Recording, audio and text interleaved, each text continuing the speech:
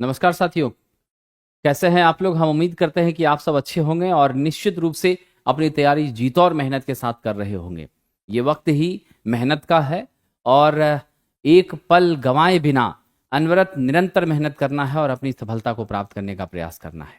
आइए हम लोग चर्चा करते हैं आज असिस्टेंट लोको पायलट के टेस्ट 6 के प्रश्नों के बारे में। और आप सबको मालूम है कि यह टेस्ट प्रत्येक दिन संचालित हो रही हैं प्लेटफॉर्म बाय नवीन कुमार सिंह संस्थान, रेनबो बिल्डिंग, बाजार समिति में, किसान कोल्ड स्टोरेज में।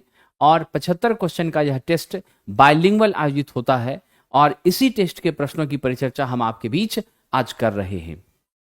आइए, हमारा जो पहला प्रश्न है वह क्या कह रहा है। मेरा पहला प्रश्न है, विद्युत चित्रांकन में एक ट्रांसफार्मर को किस प्रकार दर्शाया जा रहा है।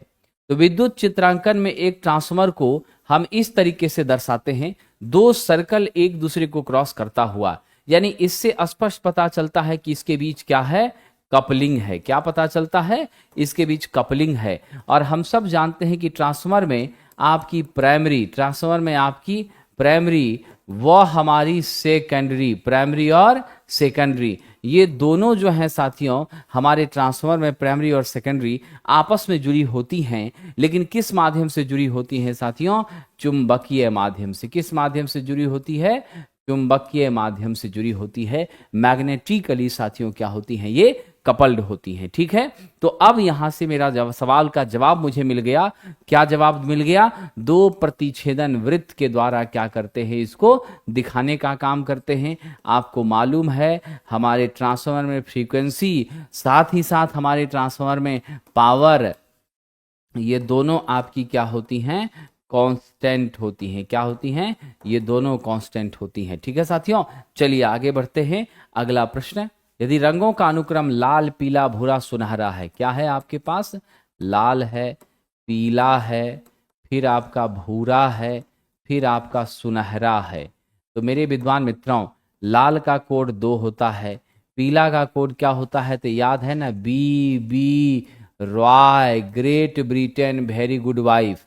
तो ये 0 है, ब्लैक का, ब्राउन का 1 है, रेड का 2 है, ऑरेंज का 3 है, येलो का 4 है, ग्रीन का 5 है। इस तरीके से हम लोग कवर करते हैं।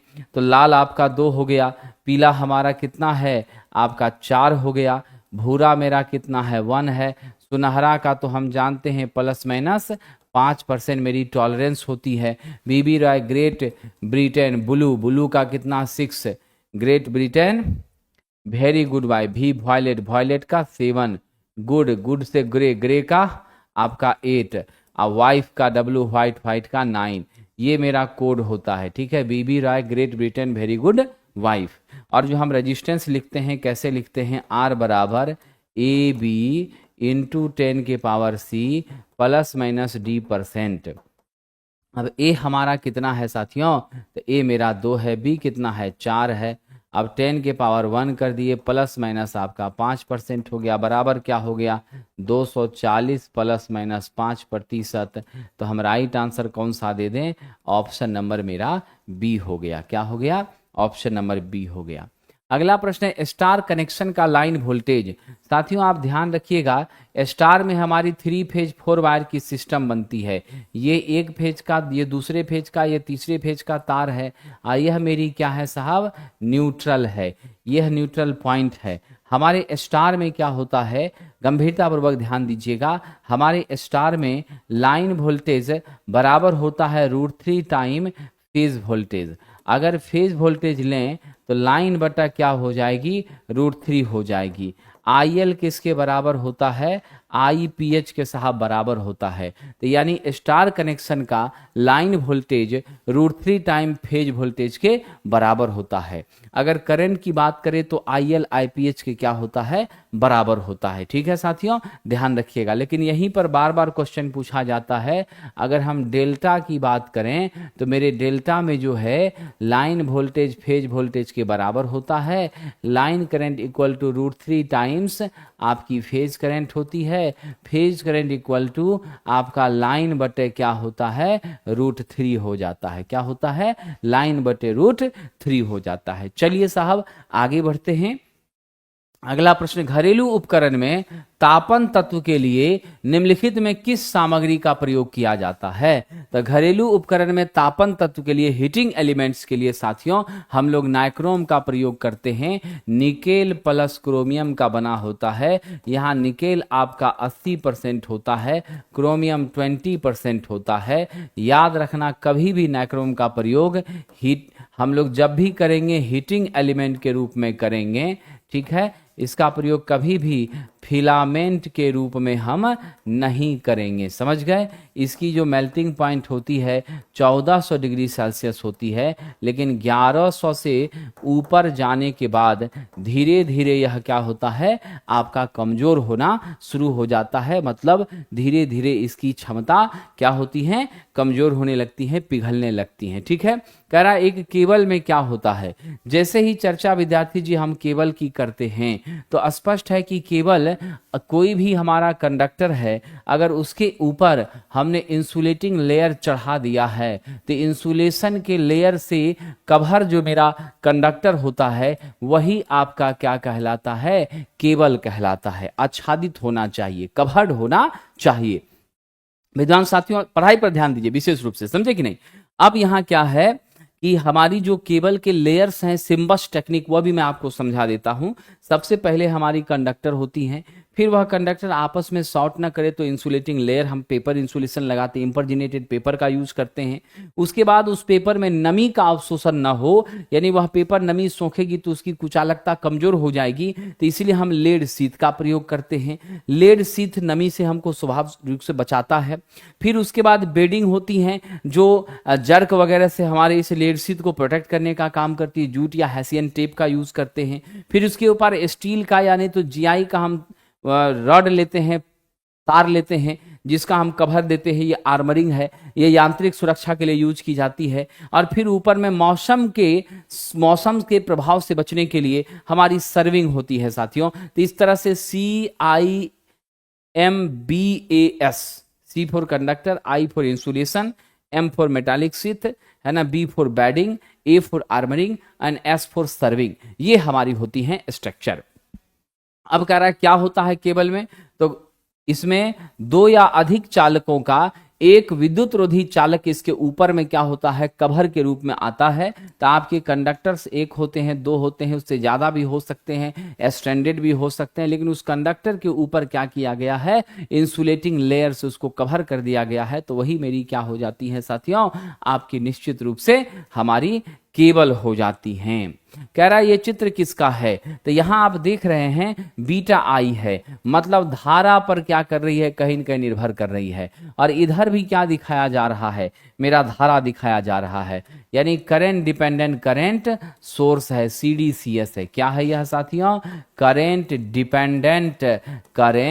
डिपेंडेंट हमारी करंट सोर्स है। ये ध्यान रखिएगा, ऐसी धारा स्रोत जो हमारे धारा पर क्या करती है, निर्भर करती है। और जिस धारा पर ये निर्भर करती है वह धारा हमारा क्या हो जाएगा साहब, निश्चित रूप से इंडिपेंडेंट सोर्स होगा। याद रखना, अगर हम इस सर्किल में इस तरह से दिखाते हैं तो यह मेरा सिंबल क्या है, इंडिपेंडेंट सोर्स का है। किसका सिंबल है ये, इंडिपेंडेंट सोर्स का है। और जब डायमंड स्ट्रक्चर में हम दिखाते हैं तो यह मेरा क्या होता है, डिपेंडेंट सोर्स होता है। यानी यह सर्किट के अन्य पैरामीटर पर डिपेंड करता है। वो अन्य पैरामीटर मेरा वोल्टेज या करंट ही हो सकता है। तो यदि करंट सोर्स है, करंट पे डिपेंड कर रही है तो करंट डिपेंडेंट करंट हो गया। वोल्टेज सोर्स है, वोल्टेज पे कर रहा है तो वोल्टेज डिपेंडेंट वोल्टेज हो गया। वोल्टेज है लेकिन करंट पे कर रहा है तो वोल्टेज करंट डिपेंडेंट वोल्टेज हो गया। अगर करंट है वोल्टेज पे कर रहा है तो वोल्टेज डिपेंडेंट करंट हो गया। इस तरीके से इसके क्या होते हैं, नामकरण किए जाते हैं। तो मेरा उत्तर है ऑप्शन नंबर सी। कह रहा 3 फेज वाली सप्लाई में किस प्रकार का हम लोग क्या करते हैं, सर्किट ब्रेकर यूज करते हैं। लेकिन कौन सा सर्किट ब्रेकर, भू रिसाव सर्किट ब्रेकर, जिसको हम लोग ELCB कह रहे हैं। क्या कह रहे हैं, ELCB, अर्थ लीकेज सर्किट ब्रेकर।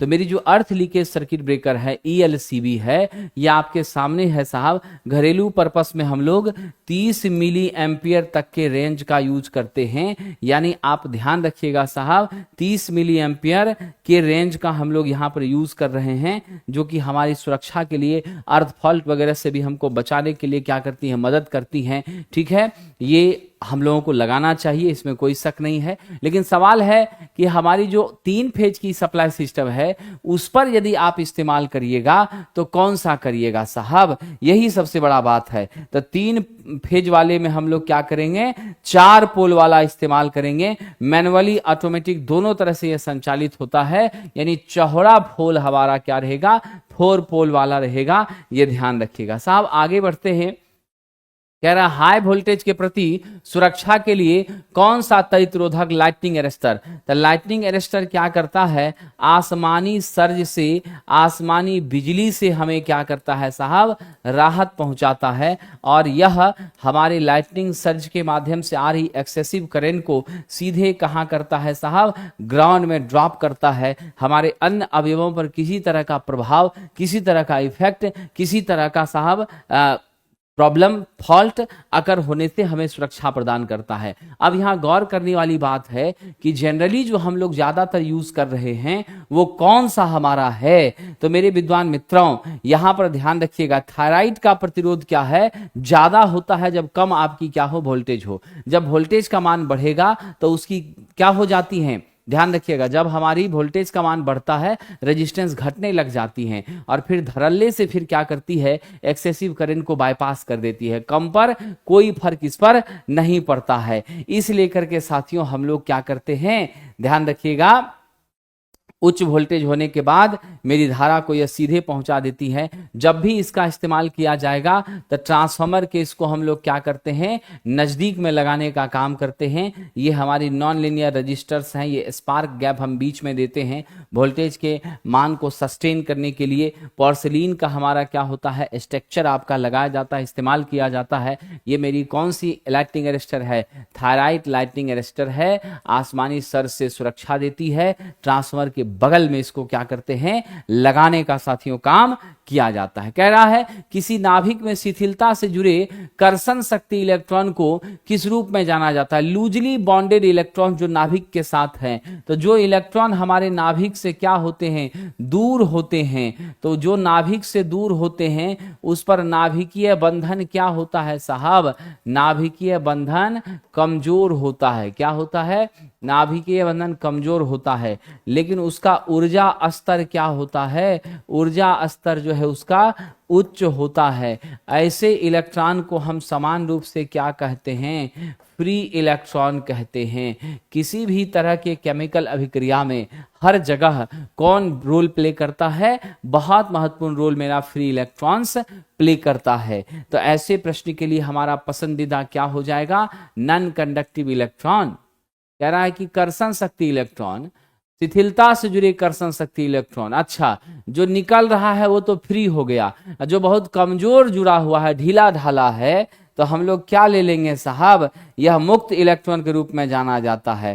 तो इसका आंसर आप सिर्फ और सिर्फ दीजिएगा बी नंबर, मुक्त इलेक्ट्रॉन। ये उचित आंसर नहीं है, उचित आंसर है free electron. Loosely bonded electron in the structure of atom is considered as free electrons, and we are using this free electron for the purpose of different chemical reactions and other actions. Okay dear friend, चलिए आप लोग भी उत्तर देते रहिएगा, बहुत अच्छा लगेगा। कह रहा है इलेक्ट्रोलिसिस की प्रक्रिया, सेल बैटरी से संबंधित क्वेश्चन है। इलेक्ट्रोलाइसिस का प्रोसेस जो है वो फेराडे के नियम पर आधारित होता है। फेराडे ने कहा था m बराबर क्या होती है, ZIT होती है। मेरा जो मास है, जो पदार्थ हमारा द्रव जो आपका क्या हो रहा है, जमा हो रहा है, उस जमा हुए पदार्थ का द्रव्यमान हमारे Z जो कि इलेक्ट्रोकेमिकल इक्विवेलेंट है, EC है, इसके मान के समानुपाती होता है। हम चाहें तो इसे m बराबर ZQ भी लिख सकते हैं, क्योंकि Q बराबर हमारा क्या होता है, IT होता है। क्या होता है, Q बराबर I इंटू T होता है। साथियों ऑप्शन नंबर आपका क्या है, ए, फेराडे का नियम। साहब बी एच वक्र में अब जरा देख लीजिएगा, बी एच कर्व को हम हिस्टेरेसिस कर्व के नाम से भी जानते हैं। इधर मेरा एच होता है, इधर मेरी बी होती है। हिस्टेरेसिस शब्द का शाब्दिक अर्थ है साथियों टू लैग बिहाइंड इट। क्या होता है? टू लैग बिहाइंड इट, मतलब आपका स्पष्ट है, पीछे पीछे चलने वाला। क्या है?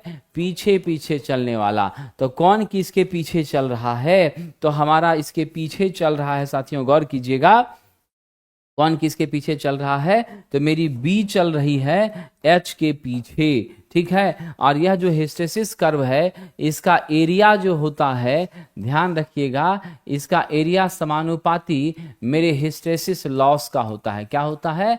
हिस्टेरेसिस लूप का एरिया हिस्टेरेसिस लॉस का समानुपाती होता है। तो यहाँ पर H मेरी मैग्नेटिक फील्ड स्ट्रेंथ को, H किसको बताती है?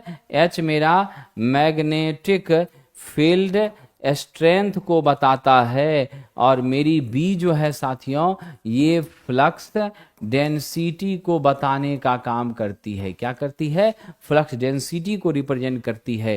तो मेरा उत्तर क्या हो जाएगा साहब? आपका ध्यान रखिएगा, चुंबकीय अभिवाह गलत है साहब, चुंबकीय फ्लक्स डेंसिटी। तो क्या जवाब देंगे? ऑप्शन नंबर डी हो जाएगा, magnetic flux density in the question number 11। चलिए मेरे विद्वान मित्रों, बाकी तो आप छोटी छोटी बातें जानते ही हैं कि यदि हमारा क्या हो जाए, ये विड्थ चौड़ा होगा, हार्ड मैग्नेटिक मटेरियल होगा, पतला होगा, सॉफ्ट मैग्नेटिक मटेरियल होगा। सॉफ्ट को हम लोग क्या कहते हैं? इलेक्ट्रोमैग्नेट कहते हैं। हार्ड मेरा परमानेंट मैग्नेट है। सॉफ्ट का प्रयोग एसी सिस्टम में करते हैं, हार्ड का प्रयोग डीसी सिस्टम में करते हैं। तो इन छोटी छोटी बातों को आपको क्या करना है मित्रों? ध्यान रखना है। चलिए, आपका कह रहा है चुंबकीय बल के पीछे फ्लक्स घनत्व का रहना, यानी साहब H के पीछे किसका रहना? H के पीछे B का रहना। तो मेरा B के H के पीछे B का रहना, यही क्या कहलाती है? मेरी मैग्नेटिक हिस्टेरेसिस कहलाती है, जिस पर अभी जस्ट हम क्या कर रहे थे? चर्चा कर रहे थे। तो मेरा मैग्नेटिक हिस्टेरेसिस क्या कहलाती है? हिस्टेरेसिस का शाब्दिक अर्थ ये ग्रीक शब्द है। क्या अर्थ है? टू लैग बिहाइंड इट, मतलब पीछे पीछे चलना। तो इसीलिए मेरा सही उत्तर क्या हो जाएगा? ऑप्शन नंबर ए हो जाएगा। क्या हो जाएगा सही उत्तर? ऑप्शन नंबर ए हो जाएगा। चलिए साहब, एसी परिपथ में कह रहा है इंडक्टिव रिएक्टेंस एक्सएल क्या होता है? ओमेगा एल के बराबर होता है। क्या लिखिएगा?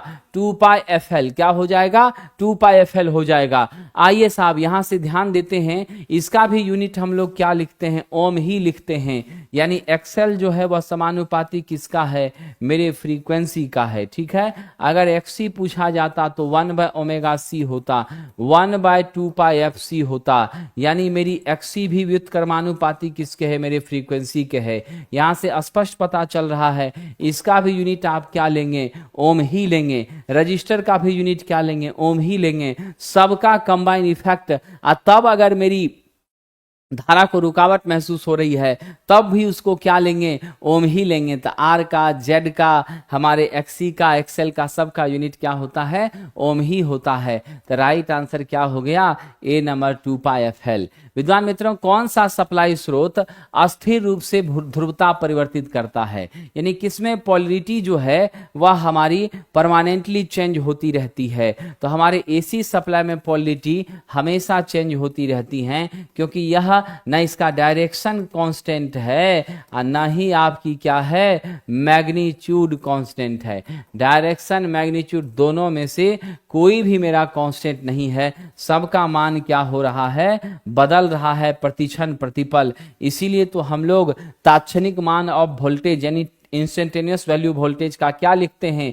V बराबर VM साइन ओमेगा टी। क्या लिखते हैं? V बराबर VM साइन ओमेगा टी लिखते हैं। विद्यार्थी जी ध्यान दीजिएगा, ये सब इंपॉर्टेंट है। यहाँ VM मेरा मैक्सिमम मान है, साइन बता रहा है कि साइनसोइडल करंट है, ओमेगा एंगुलर फ्रीक्वेंसी है जिसका यूनिट होता है रेडियन प्रति सेकेंड, अब मान होता है 2 पाई एफ, और V मेरा तात्क्षणिक मान है, तात्कालिक मान है, ये ध्यान रखिएगा। चलिए सरकार आगे बढ़ते हैं।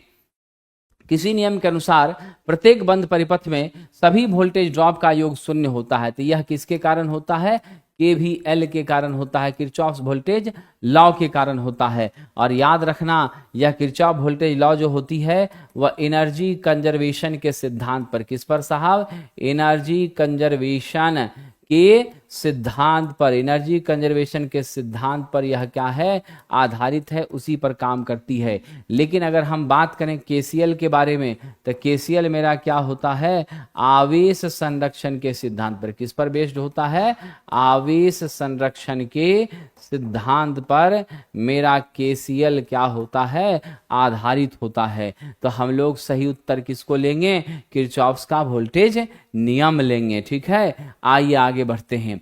संतुलित स्टार संयुक्त परिपथ में क्या होता है, बैलेंस्ड स्टार होगा, मेरे न्यूट्रल से होकर जाने वाली current IR plus IY plus IB that becomes क्या होगा, 0 होगा। इतना ही नहीं, बैलेंस कंडीशन में साहब यह भी ध्यान रखिएगा कि बैलेंस कंडीशन में तीनों फेज के बीच का अंतर भी 120 होना चाहिए। ZR, ZY और ZB ये सब मेरे Z के बराबर होना चाहिए। मतलब रेड, येलो, ब्लू सभी फेज का इंपीडेंस आपस में क्या होगा साथियों, एक समान होगा। ध्यान दीजिएगा, क्या होगा, सब एक समान होगा। देखिए छात्र साहब, एकदम घबराना नहीं है, मन से मेहनत करते रहिए और चिंता तो बिल्कुल भी नहीं करिए। जितनी चीजें मैं अभी आपको इस सेशन के दौरान, क्योंकि अभी मेरा ये 6ठा दिन है, अभी मुझे और 14 टेस्ट आपके बीच रखने हैं, टोटल 20 के लिए मैं कमिटमेंटेड हूं आपकी सेवा में। तो कुल मिला के आप समझ लीजिए कि अप्रोक्सीमेटली 1500 क्वेश्चंस आपको मैं इस एग्जामिनेशन से पहले के दिनों में करवाने वाला हूं। ऐसी समय स्थिति में यह आप सभी क्वेश्चंस को कमांड करिए, रिवाइज करिए, प्रैक्टिस करिए, गारंटी आपको मदद मिलेगी और आपका जो मिनिमम लक्ष्य है 28 का, उसकी छोड़िए 45 मार्क्स आपको आएगा, चिंता मत करिए। चलिए आगे बढ़ते हैं। डायोड के कार्य की तुलना निम्नलिखित विकल्पों में से किसके कार्य के साथ की जाती है। तो डायोड के कार्य की तुलना जो है ना, हम लोग किसके आधार पर करेंगे, स्विच के आधार पर करेंगे, क्योंकि फॉरवर्ड में होता है तो काम करता है और रिवर्स में होता है तो काम नहीं करता है। तो इसीलिए क्या हो जाएगा, स्विच के जैसा इसका व्यवहार होगा। फ्यूज तो सुरक्षा उपकरण है, उसकी तरह बिल्कुल भी नहीं साथियों। चलिए आगे है हमारा, कौन सा वोल्टेज सोर्स VSI का उदाहरण नहीं है। VSI मतलब वोल्टेज सोर्स इन्वर्टर। क्या है, वोल्टेज सोर्स इन्वर्टर। तो हमारे वोल्टेज सोर्स इन्वर्टर के प्रतिरूप के रूप में क्या सब चीजें हमारी काम में ली जाती हैं। तो विद्यार्थी जी, मेरी पावर ट्रांजिस्टर यूज में आती है। GTO का पूरा नाम है गेट टर्न ऑफ। क्या है, गेट टर्न ऑफ। ये मेरा डायोड है और प्लस मेरा मॉसफेट भी क्या है, आपका पावर इलेक्ट्रॉनिक्स का कंपोनेंट। मतलब मेरा मॉसफेट भी क्या है, हाई स्विचिंग डिवाइसेस हैं। तो हमारी डायनेमो प्रयोग में नहीं ली जाती हैं। ऑप्शन नंबर सी मेरा हो गया।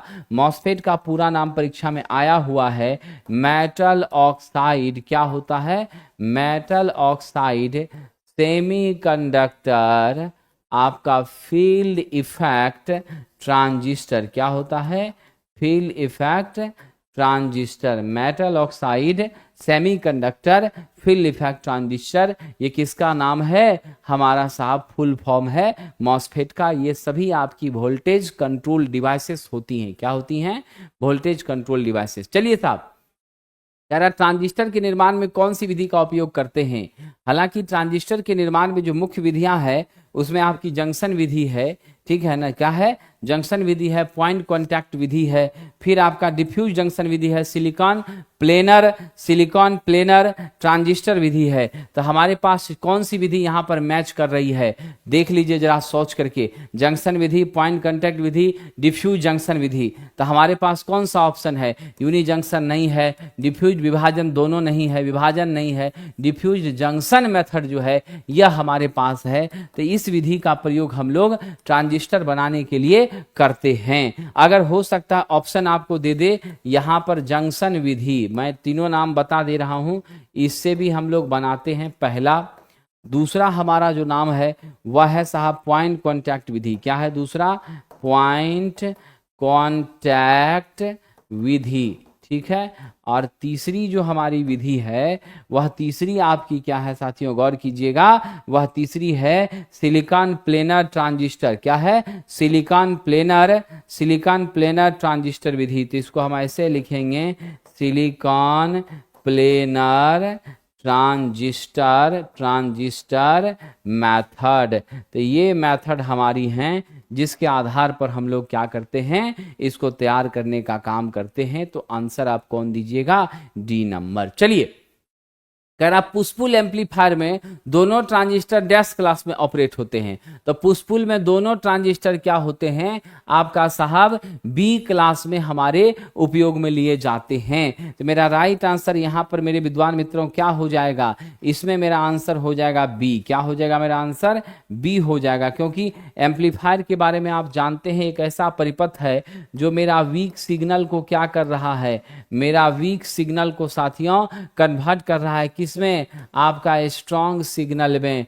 स्ट्रॉन्ग सिग्नल का मतलब होता है मेरी बैंडविड्थ क्या होती है ना, मेरी बैंडविड्थ क्या होती है, इसकी अधिक बैंडविड्थ होती है। क्या होती है, अधिक बैंडविड्थ की चीजों की तरफ हम क्या करते हैं, उसको बढ़ाती है, मेरे सिग्नल के को मजबूती प्रदान करती है, इन्हांस करती है, बैंडविड्थ को बढ़ाती हैं। ये काम किसका है साहब, मेरे एम्पलीफायर का है। और एम्पलीफायर का अत्यंत महत्वपूर्ण अंग क्या है, आपका ट्रांजिस्टर है। साथियों ध्यान रखिएगा, हमारी आउटपुट पावर हमको प्राप्त हो इसके लिए हमें चाहिए कि डिस्टॉर्शन कम से कम होना चाहिए। तो दिए गए प्रश्न के लिए सही उत्तर हम क्या ले लेंगे, ऑप्शन नंबर बी लेंगे। चलिए आगे बढ़ते हैं, अगला प्रश्न। आगे बढ़ने से पहले एक छोटी सी जानकारी आपको बताने की मैं कोशिश कर रहा हूं। साहब हमारी फास्ट रिवीजन बैचेज चल रही हैं जिसका नाम है बूस्टर रिवीजन बैच, और ये बैचेज जो हैं प्लेटफॉर्म बाय नवीन कुमार सिंह एप्लीकेशन पर उपलब्ध है। यह विशेष रूप से आपके कम टाइम में बेहतरीन मार्क्स आपको आ सके, क्वालिफाइंग मार्क्स आप अचीव कर सकें, उसके लिए यह बैच है। और ये बैच ओनली 199 रुपीज में प्लेटफॉर्म बाय नवीन कुमार सिंह एप्लीकेशन पर उपलब्ध हैं। साथ ही साथ ये ऑफलाइन में हमारे बाजार समिति सेंटर पर 1000 में ट्रेड का और 600 में आपका बेसिक साइंस का बैच चल रहा है। समय है 4 से 8:30 के बीच में, ठीक है। 4 से 6 PM में आपका ट्रेड चलता है, 6 से 7 में ड्राइंग चलती है, 7 ऑनवर्ड आपका बेसिक साइंस चलता है। किसी भी जानकारी के लिए 7070177240 पर आप हमारे संस्थान में संपर्क कर सकते हैं। चलिए आगे बढ़ते हैं साथियों, अगला प्रश्न हमारा क्या है उसकी तरफ देखते हैं।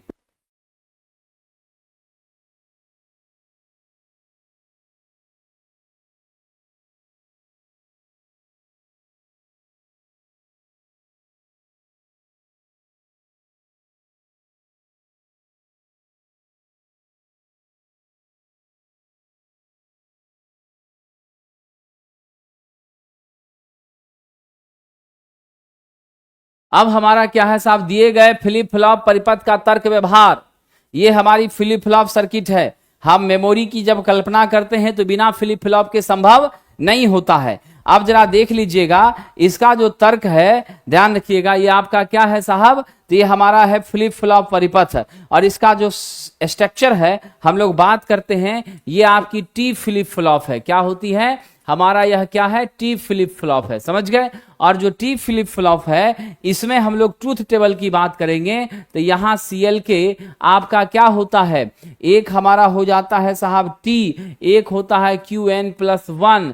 तो आप जरा गौर कर लेते हैं, हमारी जो स्थिति बनती है यहां पर हमारा 0x और Q। अब देखिए सरकार क्या हो रही है हमारी सिचुएशन। अब की स्थिति में अगर आप यहां पर 1 है हमारा, यहां मेरा 0 है, तो यह क्या होता है, होल्ड। क्या होता है साहब, होल्ड स्टेट आता है। यहां भी 1 हो, यहां भी 1 हो, तब हमारा क्या होता है, टॉगल स्टेट आता है। क्या होता है, टॉगल स्टेट आता है। तो ये जो हमारी तस्वीर बनी हुई है यह कौन से फ्लिप फ्लॉप को रिप्रेजेंट कर रही हैं, ये टॉगल यानी आपका टी फ्लिप फ्लॉप को क्या कर रही हैं, व्यक्त कर रही हैं। तो हम यहां कौन सा उत्तर लेकर चलें, हम चलेंगे साहब टी फ्लिप फ्लॉप। देखिए कुछ ऐसे क्वेश्चंस होते हैं, अब तो आप लोग थोड़ा घबरा रहे होंगे कि ये फ्लिप फ्लॉप वगैरह के बारे में, तो चिंता बिल्कुल नहीं करिए। कुछ ऐसे क्वेश्चंस हैं, ये कुछ क्वेश्चंस ऐसे हैं जो क्वेश्चन बार बार हर परीक्षा में टकराते हैं आपको, ठीक है। तो उसी तरह का क्वेश्चन यह भी है। तो ये जो हमारा संरचना दिया हुआ है वो किसका है, आपका साहब टी फ्लिप फ्लॉप का है, ठीक है। तो उत्तर हो जाएगा C। चलिए आगे बढ़ते हैं, कौन सी अर्थिंग पद्धतियां आजकल प्रयोग की जा रही हैं। तो आजकल सबसे ज्यादा रॉड अर्थिंग तो हम लोग रेतीले क्षेत्रों में प्रयोग करते हैं, है ना। रॉड अर्थिंग कहाँ की जाती है? बलुआही क्षेत्रों में प्रयोग की जाती है, लेकिन ज्यादातर हम लोग पाइप अर्थिंग का क्या कर रहे हैं? प्रयोग कर रहे हैं। पाइप अर्थिंग में हम लोग ज्यादातर जीआई का खोखला पाइप ले रहे हैं, और इस पाइप का व्यास कितना होता है?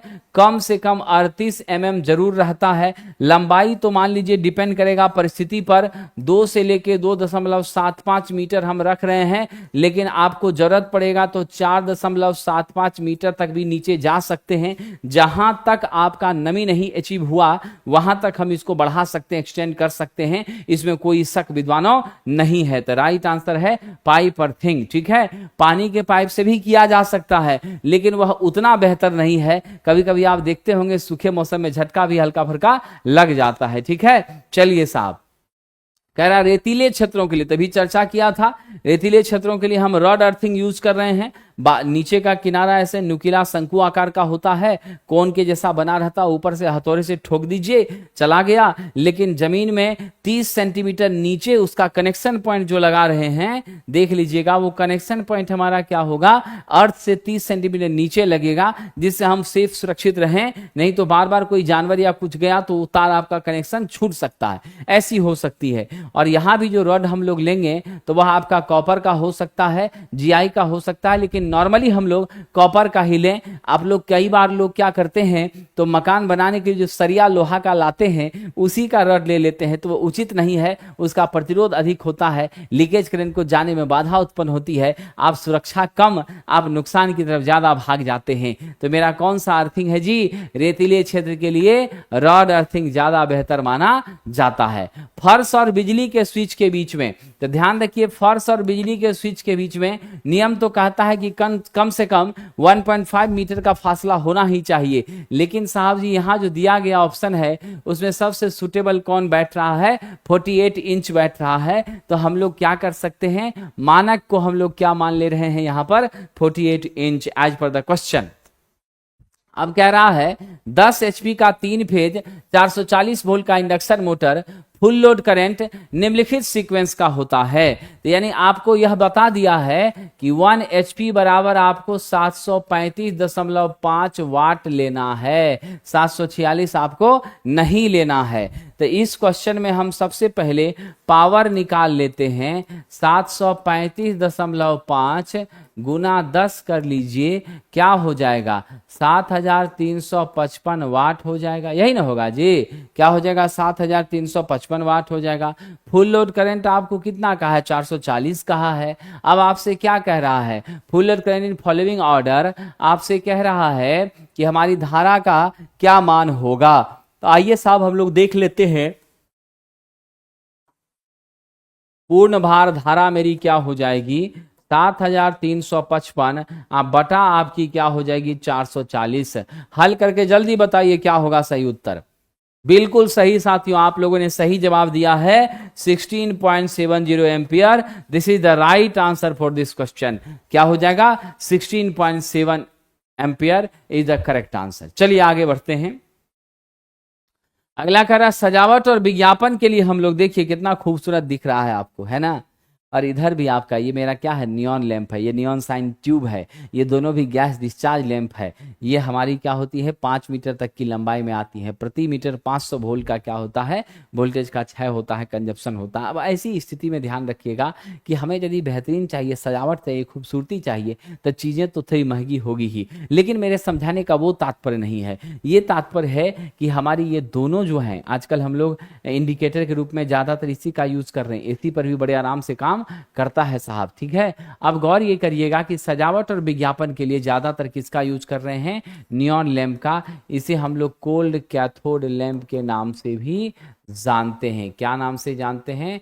कोल्ड कैथोड लैंप के नाम से जानते हैं। आइए मेरे विद्वान मित्रों, अत्यंत महत्वपूर्ण चीजें आपके बीच में चर्चा कर रहा हूं। इसकी दक्षता कितनी होती है? 35 से 40 ल्यूमेन। क्या होती है? 35 से 40 ल्यूमेन प्रति वाट इसकी इफिशियंसी होती है। लाइफ स्पैन भी आपका 10,000 घंटे से कम नहीं होता है साथियों। चलिए आगे बढ़ते हैं। नियॉन का हम यहां यूज कर ही रहे हैं गैस के रूप में, बात तो स्पष्ट ही है।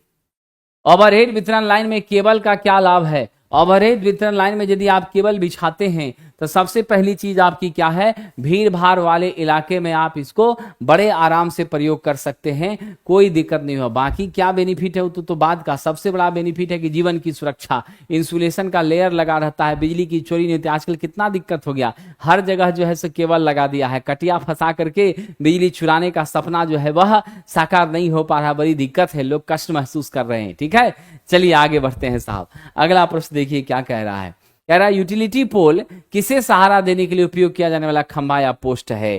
तो बहुत अच्छा ये प्रश्न है। यूटिलिटी पोल के माध्यम से आप क्या कर रहे हैं, तो ये देखिए स्ट्रीट लाइट को हम जोड़ रहे हैं कि नहीं जोड़ रहे हैं, फाइबर ऑप्टिक केबल वगैरह को बाईपास कर रहे हैं कि नहीं, मार्ग प्रकाश लाइट को हम इसके साथ जोड़ रहे हैं ना। तो मेरा क्या हो जाएगा, ओवरहेड विद्युत लाइन, फाइबर ऑप्टिक केबल, मार्ग प्रकाश लाइट, है ना, इन सब में हम लोग क्या कर रहे हैं साहब जी, उस सब को सहारा देने के लिए इसका यूज कर रहे हैं, ये ध्यान रखना है। चलिए आगे बढ़ते हैं। अगला प्रश्न है, निम्नलिखित में से क्या किसी संचरण लाइन के कंडक्टर को पोल से अलग करता है। तो मेरे पोल से अलग करने का काम कौन कर रहा है जी, डिस्क कुचालक। क्या है, डिस्क इंसुलेटर। यही तो मेरे क्रॉस आर्म के ऊपर लगी होती है और यहां से तार जा रहा होता है। क्या होता है, यहां से तार जा रहा होता है और दोनों तार जो यहां से बाईपास हो रहा है, तो वह तार क्या कर रहा है, मेरे अर्थ के साथ इस पोल वाले हिस्से का इलेक्ट्रिसिटी के साथ कनेक्शन बनने से रोक रहा है, क्योंकि ये पोर्सिलीन की है, यह इसकी कुचालकता भी उच्च होती है, ताप सहने की क्षमता भी उच्च होती है, इसलिए अप्रोप्रिएट आंसर क्या है, डिस्क इंसुलेटर। चलिए अब कह रहा है इंटरपोल पद्धति में इंटरपोल कहाँ रखा जाता है। तो इंटरपोल दो मेन पोल के बीच में रखा जाता है। कहाँ रखा जाता है, दो मेन पोल के बीच में। इसीलिए इंटरपोल को कई बार हम लोग एक और नाम से जानते हैं, कॉम पोल के नाम से जानते हैं, यानी कॉमन पोल के नाम से जानते हैं। तो यहां देख लीजिए तस्वीर आपके बीच है, दो के बीच में यह तीसरा आया है। यह मेरे आर्मेचर रिएक्शन को क्या करता है, कम करता है, और इसके साथ जो वाइंडिंग होती है मेरे आर्मेचर के सेक्शन के साथ क्या होती है, कहीं कहीं जुड़ी होती है। तो यह मेरा क्या काम कर रहा है, तो मेरा साहब याद रखना, यह हमें आर्मेचर रिएक्शन के दुष्प्रभाव से बचा रहा है, साथ ही साथ बेहतर कम्यूटेशन की प्रक्रिया में भी हमारी क्या कर रहा है, मदद कर रहा है। ये दो चीजें जो हैं इसके माध्यम से साहब की जा रही हैं। तो what will be the correct answer for this question, we are going with option number A, sparking कम करने के लिए, क्योंकि जब कम्यूटेशन मेरा क्या होगा, बेहतर होगा, तो उस समय में स्पार्किंग हमारी बिल्कुल भी नहीं होनी चाहिए। चलिए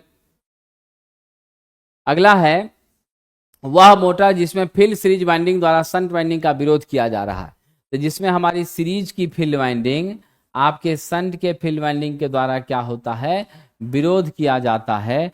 जब विरोध किया जाता है तो क्या होता है साहब, जहां पर दोनों मेरा सपोज कर लीजिए फील्ड का फ्लक्स और मेरे शंट फील्ड का और सीरीज फील्ड का फ्लक्स दोनों एक दूसरे को सपोर्ट नहीं कर रहा है, तो वो डिफरेंशियल कंपाउंड हो जाएगी। अगर सपोर्ट कर रहा है तो वह क्या हो जाएगी साथियों, क्यूमुलेटिवली कंपाउंड हो जाएगी। तो इसीलिए मेरा उत्तर क्या हो जाएगा, ऐसी अगर स्थिति बनी हुई है तो वह मेरा निश्चित रूप से क्या है, डिफरेंशियल मोटर है, करंट का मान अधिक है, ये ध्यान रखना है। चलिए पावर ट्रांसफार्मर को ठंडा करने के लिए किस विधि का प्रयोग किया जाएगा, तो एयर ब्लास्ट कूलिंग का इस्तेमाल किया जाएगा। पावर ट्रांसफार्मर हमेशा लोडेड ही रहती है, क्या होती है, पावर ट्रांसफार्मर हमेशा लोडेड ही रहती है, कंज्यूमर से इसका कोई लेना देना नहीं होता है। तो एयर ब्लास्ट कूलिंग के माध्यम से हम लोग क्या करते हैं, पावर ट्रांसफार्मर को ठंडा करने का काम करते हैं। अब कहिएगा ठंडा क्यों करना पड़ता है, तो इसमें जो ऑयल है और बाकी सारी एसेसरीज है, धीरे धीरे जो लॉस होता है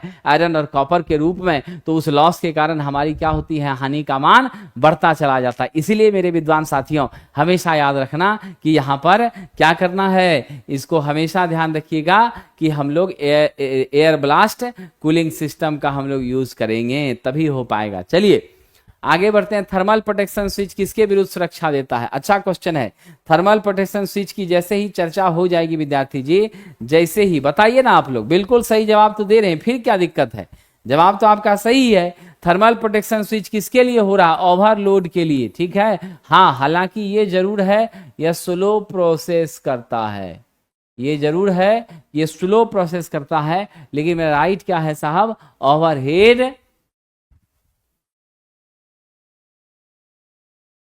की स्थिति से, ओवर लोड की स्थिति किससे साहब, ओवरलोड। लोड जब बहुत ज्यादा बढ़ गया, करंट एक्सेसिव हो गई, तब उस स्थिति में कौन सुरक्षा दे रहा है, तो उस स्थिति में मेरा थर्मल प्रोटेक्शन यूनिट सुरक्षा दे रहा है। चलिए आगे बढ़ते हैं, अगला प्रश्न।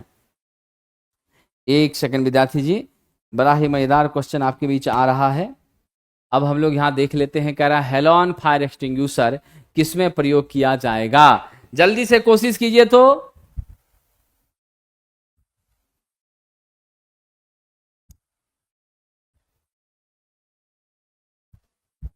हाँ कोशिश कीजिए। हेलोन फायर एक्सटिंग्विशर में हमारी सामग्री भरी जाती है ब्रोमो क्लोरो डाइफ्लोरोमीथेन। क्या है साहब, ब्रोमो क्लोरो डाइफ्लोरोमीथेन भरी जाती है। हेलोन का प्रयोग भी जो है वह हम लोग बिजली वाले आग में कर सकते हैं। ठीक है, क्या कर सकते हैं, बिजली के आग में कर सकते हैं। हालांकि बिजली के आग में हम बालू के रेत का भी प्रयोग करेंगे, करते हैं। ठीक है, क्या करते हैं, रेत का भी प्रयोग करते हैं।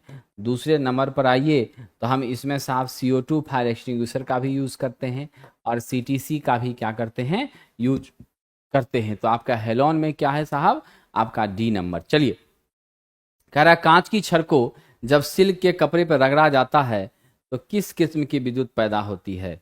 मैंने आपसे कहा था, जब विद्युत किसके कारण हो, घर्षण के कारण हो। ध्यान दीजिएगा, जब विद्युत घर्षण के कारण हो, दो चीजों के बीच आपस में रब के कारण हो, चाहे वो कांच की छड़ पर रेशम का कपड़ा हो, चाहे बिल्ली की खाल पर एबोनाइट के रड से रगड़ना हो, या हमारे बालों पर कंघा करने के बाद कागज के टुकड़े का सटना हो, ये स्टैटिक इलेक्ट्रिसिटी है। इसका कहीं से भी कमर्शियल प्रयोग नहीं होता है। इस इलेक्ट्रिसिटी का गौर कीजिएगा, क्या है, ये मेरा स्टैटिक इलेक्ट्रिसिटी है। और मेरे विद्वान मित्रों हमेशा ध्यान रखना, यह जो मेरी स्टैटिक इलेक्ट्रिसिटी है नौजवानों, यह जो मेरी स्टैटिक इलेक्ट्रिसिटी है, यह सिर्फ चार्ज के विकास के रूप में परिलक्षित होती है। एक जगह से दूसरी जगह आप नहीं ले जा सकते।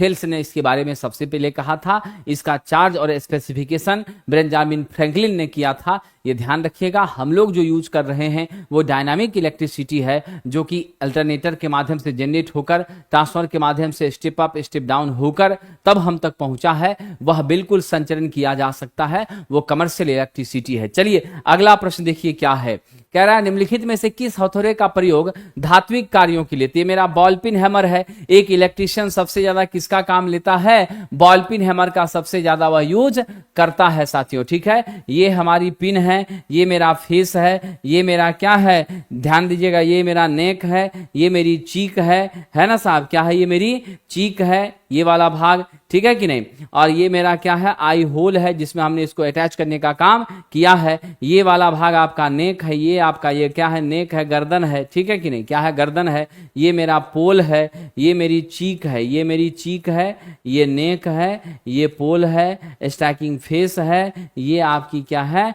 बॉल है, बॉल के स्ट्रक्चर की पिन है, ये वाली स्थिति है। तो ऑप्शन नंबर क्या हो जाएगा, बी आपका हो जाएगा। चलिए अगला कह रहा है किसी ट्रांसफार्मर में 50 हर्ट्ज का, क्या है मेरा ट्रांसफार्मर, ध्यान दीजिएगा साहब, 50 हर्ट्ज का मेरा ट्रांसफार्मर है।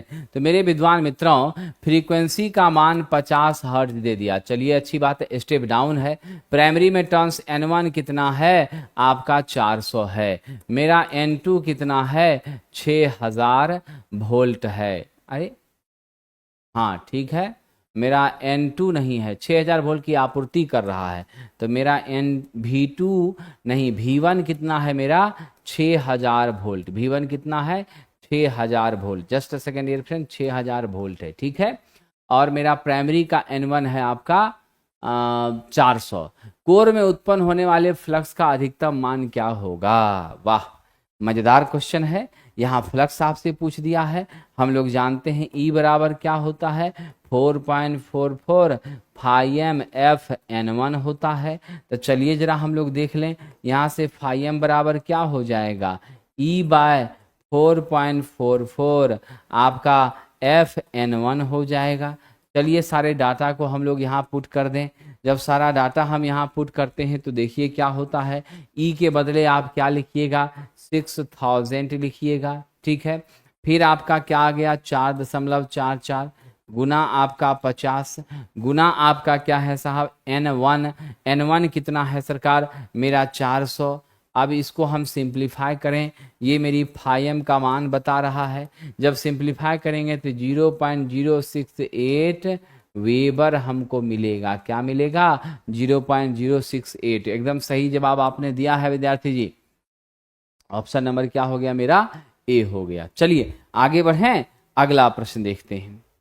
कह रहा है लघु परिपथ ऐसा परिपथ है जिस परिपथ में साथियों गौर कीजिएगा कि दो टर्मिनल आपस में एक दूसरे से कैसे जुड़े होते हैं, मोटे तार से जुड़े होते हैं। और इस मोटे तार का रेजिस्टेंस हम 0 मानते हैं। मेरी करंट क्या हो जाती है, इनफाइनाइट हो जाती है। और इसके सापेक्ष मेरा वोल्टेज भी क्या हो जाता है, 0 हो जाता है। इसलिए मेरा राइट आंसर यहाँ क्या दीजिएगा, कोई भी तार यदि शॉर्ट सर्किटेड हो गया है, इससे क्या पता चलता है कि धारा प्रवाह के लिए वहां प्रतिरोध ना के बराबर है, धड़ल्ले से सारी करंट मेरी प्रवाहित हो रही है। यहीं पर देखिए विद्यार्थी जी, आपके मन में डाउट आएगा, अगर यही ओपन सर्किट होता तो दोनों टर्मिनल के बीच कुछ कनेक्शन नहीं रहता। यह बिल्कुल खुला है, ओपन है।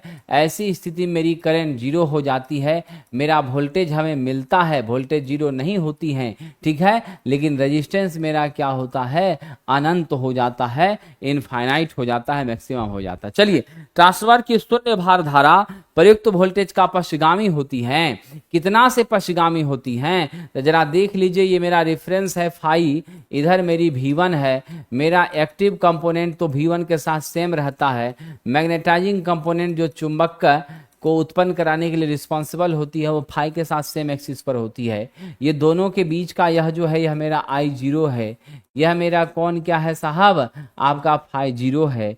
यहाँ आप देख रहे हैं कि फाई 0 नेचुरली क्या है साहब, लेस देन आपका 90 डिग्री है, यानी 90 से तो कम ही होगा।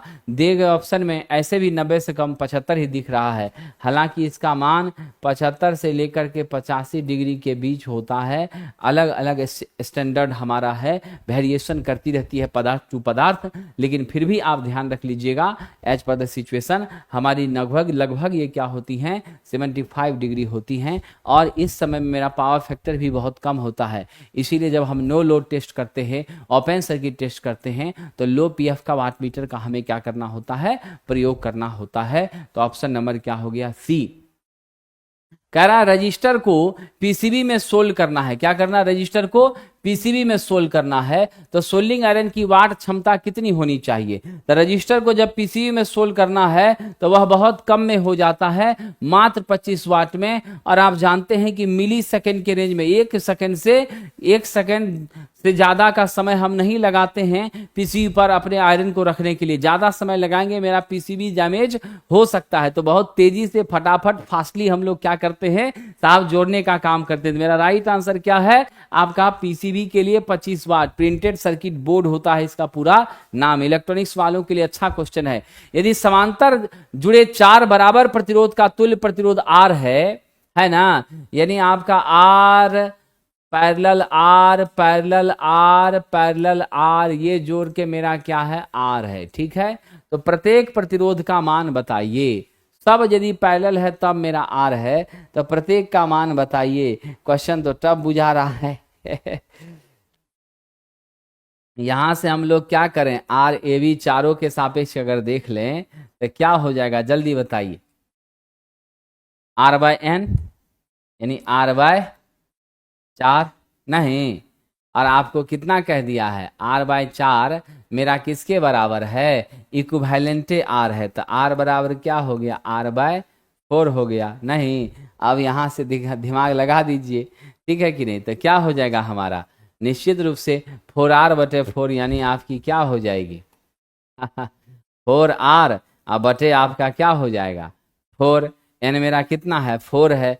तो 4R/4 यानी आपका सिर्फ मेरा क्या हो जाएगा, गौर कीजिएगा, सिर्फ मेरा क्या हो जाएगा, तो साथियों R हो जाएगा। गलत गलत।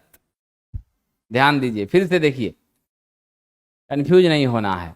सिचुएशन ऐसा है साहब, ये ऐसा है, ठीक है, ये हमको मालूम नहीं है, ठीक है, यहाँ का मान हमको मालूम नहीं है, इतना जरूर मालूम है कि मेरा इक्विवेलेंट कितना हो रहा है, आर हो रहा है।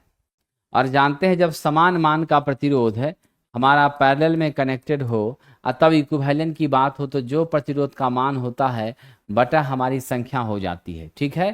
तो हम इस आर, ये आर क्या है, इंडिविजुअल एक प्रतिरोध का मान है, क्या है, इंडिविजुअल, यह क्या है साहब जी, इंडिविजुअल, यानी एक प्रतिरोध का हमारा मान कितना है, आर है। अब ऐसी परिस्थिति में जरा गौर करिएगा, हम यहां से R निकालें तो क्या हो जाएगा, 4 इंटू RP हो जाएगा, सीधा आंसर है, उतना दिमाग लगाने का जरूरत ही नहीं था, सीधा 4 इंटू RP हो जाएगा। RP आपको क्या बता रहा है, R है, तो 4 का 4 है, R का R है, यानी प्रत्येक रेजिस्टेंस हमारा कितने का है, 4R का है। तो जो पहले सोचे थे उस तरह से सोचेंगे तो गड़बड़ हो जाएगा, अभी जो दिमाग लगाए हैं इस तरह से करना है तभी क्वेश्चन मेरा सही बनेगा। चलिए साहब आगे बढ़ जाते हैं हम लोग, अगला प्रश्न देख लेते हैं।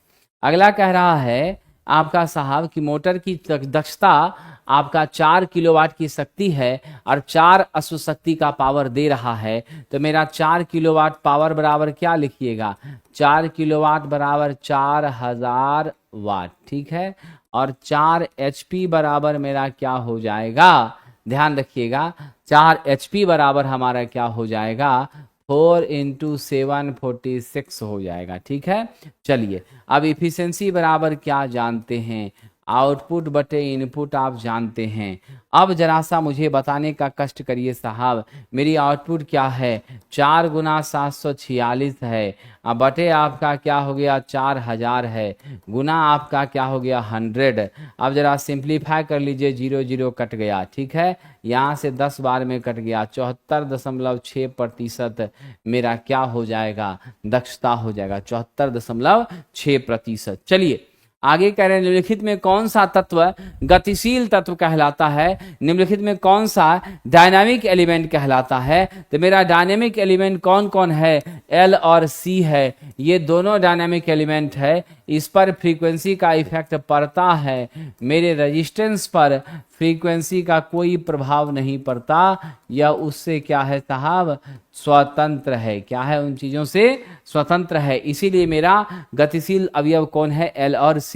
चाहे आपकी रिजोनेंस हो या कोई भी अदर घटना हो, वो सिर्फ कहाँ घटती है, मेरे एल और सी की मौजूदगी में ही घटती है। ऐसे एल का यूनिट आपसे पूछा जाए, इंडक्टेंस का यूनिट तो आप कहिएगा हेनरी, अगर आपसे कैपेसिटेंस का पूछा जाएगा तो आप कहिएगा फेराड। ये हमारी क्या होती है साथियों, यूनिट हुआ करती है। विद्वानों कह रहा डीसी मोटर को बिना लोड के 2000 आरपीएम पर गति है, आप फुल लोड पर 1900 है, तो मेरा वोल्टेज रेगुलेशन क्या होता है, तो वोल्टेज रेगुलेशन का क्या सूत्र लिखिएगा, जल्दी बताइए, no load minus full load बटा full load, no load minus full load speed बटा आपका क्या हो गया, फुल लोड गुना कितना 100, तो नो लोड का मान कितना है, नो लोड मेरा 2000 है, अब माइनस आपका कितना है, फुल पर 19 है, 1900 है, और नीचे भी क्या हो गया 1900, तो आपका 100 बटे क्या हो गया 1900, गुना आप कर दीजिए 100। अब जरा बता दीजिए हमको अप्रोक्सीमेट कितना हो गया सरकार,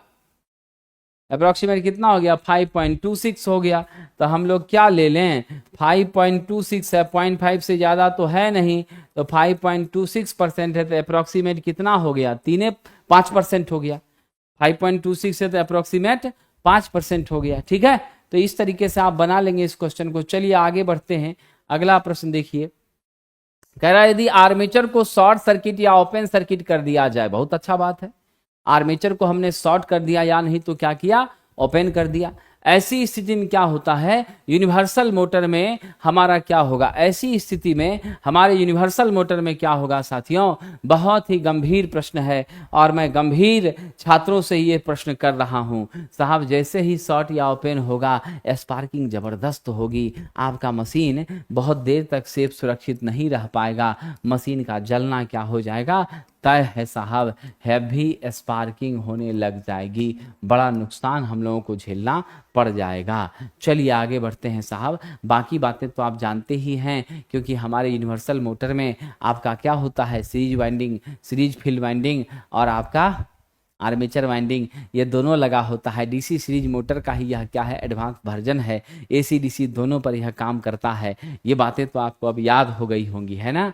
एनवीआर का पूरा नाम क्या है, नो वोल्ट रिलीज, क्या है साहब, नो वोल्ट रिलीज कॉइल। तो no volt release coil option number क्या हो गया, ए हो गया। आइए, कौन से ट्रांसफार्मर की इनपुट की तुलना में आउटपुट वोल्टेज लो होती है। तो मेरा इनपुट की तुलना में हमारा आउटपुट कहाँ होता है, कम। बताइए जरा, इनपुट की तुलना में क्या कह रहा है, इनपुट की तुलना में लो आउटपुट मिलता है। तो इनपुट मेरा क्या है, इनपुट मेरा भी इन, ये बड़ा है हमारे आउटपुट से। ठीक है, ऐसा ट्रांसफार्मर जिसमें इनपुट की तुलना में लो आउटपुट मिलता है, तो भी इन की तुलना में भी आउटपुट कम मिलता है। यानी आपको कहने का तात्पर्य है कि V1 बड़ा है V2 से, E1 बड़ा है E2 से, और आपका साहब जी N1 बड़ा है N2 से, और हमारा साहब ध्यान रखिएगा, हमारा ध्यान रखिएगा, I2 बड़ा है I1 से। ये स्थिति जब पैदा होती हैं तो ये वाला ट्रांसफार्मर, इसमें स्पष्ट हो गया कि के भी लेस देन क्या है, 1 है। तो ये मेरा क्या होता है, स्टेप डाउन ट्रांसफार्मर होता है। यह क्या होता है, स्टेप डाउन ट्रांसफार्मर होता है। ऑप्शन नंबर ए हो जाएगा। चलिए अगला कह रहा है कि 3 पॉइंट स्टार्टर का इस्तेमाल, तो 3 पॉइंट स्टार्टर का इस्तेमाल शंट कंपाउंड दोनों में करते हैं। श्रेणी में हम लोग 2 पॉइंट का करते हैं, क्या करते हैं, 2 पॉइंट का करते हैं। सीरीज और यौगिक ये तो खत्म ही हो गया। ठीक है, अब आपके पास यही दोनों कंट्राडिक्शन बचा हुआ है, शंट और कंपाउंड में कि सिर्फ शंट में। तो जरा गौर करके हमको बताइएगा, हम इसका प्रयोग कहाँ करते हैं, शंट कंपाउंड दोनों जगह कर सकते हैं। जैसे 4 पॉइंट का शंट और कंपाउंड दोनों में कर लेते हैं, उसी तरह से। हालांकि यह बनाया गया था विशेष रूप से आपका किसके लिए, शंटे के लिए बनाया गया था, लेकिन ऐसा अब आयोग यही मान रहा है। ये क्वेश्चन तो प्रीवियस ईयर का है, ये वाला क्वेश्चन प्रीवियस का है। पिछली बार एएलपी ने ए ऑप्शन को ही स्वीकार करने का काम किया था, इसमें कोई शक नहीं है। तो जहां भी बीच का रास्ता निकलता है वहां उसी हिसाब से हम लोग चलते हैं। देखिए कह रहा है डीसी मशीन का आर्मेचर डैश से बना होता है। तो आर्मेचर कॉइल हम जब भी बनाते हैं, आर्मेचर का कोर हम जब भी बनाते हैं, तो उस कोर के निर्माण में हम लोग हमेशा ध्यान देते हैं कि जो चुंबकीय बहुत अच्छा कंडक्टर हो उसी का हम लोग प्रयोग करें, और उसी के माध्यम से क्या होती है हमारी, ध्यान रखिएगा साहब, जब आप सिलिकॉन स्टील का लेते हैं तो यहाँ पर मैग्नेटिक फ्लक्स की लिंकिंग बेहतर होती है।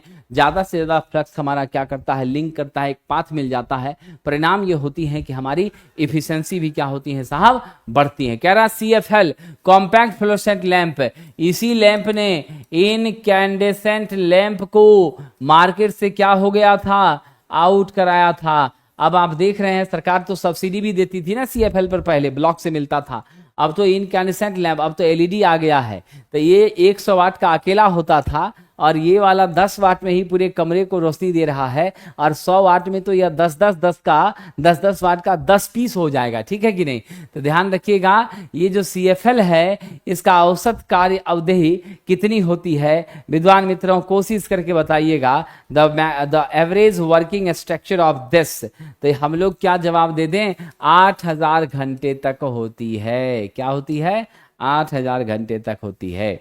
चलिए आगे बढ़ने से पहले आपको हम बता दें, एक बड़ा ही अच्छी सूचना है। अगर आप इसी टेस्ट से, कई बच्चे कमेंट कर रहे थे, इसी टेस्ट से जुड़ना है तो इलेक्ट्रिकल ग्रुप ट्रेड CBT 2 परीक्षा के लिए 20 सेट है session 1 platform online test application पर, उसको आप डाउनलोड करिए और वहां से इसको आप परचेज करके अनलिमिटेड टेस्ट दे सकते हैं। जिनको बुक के लिए, जो बच्चे थोड़ी बहुत चिंतित हैं, तो हमारी बुक आ चुकी है इलेक्ट्रिकल ग्रुप की, जिसमें 26 सेट हैं साहब, 20 मॉडल पेपर हैं, और 6 आपके क्या हैं, 6 आपके क्या हैं साथियों, तो हमारी प्रीवियस ईयर के क्वेश्चंस का सीधा सॉल्यूशन है, डायरेक्ट डिटेल सॉल्यूशन है। बुक से संबंधित किसी भी जानकारी के लिए अगर कंफ्यूजन होता है 7079212121 पर आप क्या कर सकते हैं, कॉल कर सकते हैं ऑफिस आवर में। चलिए अगला कह रहा जनरली हमारा जो साहब होता है रिजोनेंस फ्रीक्वेंसी मीटर, उसका पैमाना कैसा होता है। तो रिजोनेंस फ्रीक्वेंसी मीटर का जो पैमाना है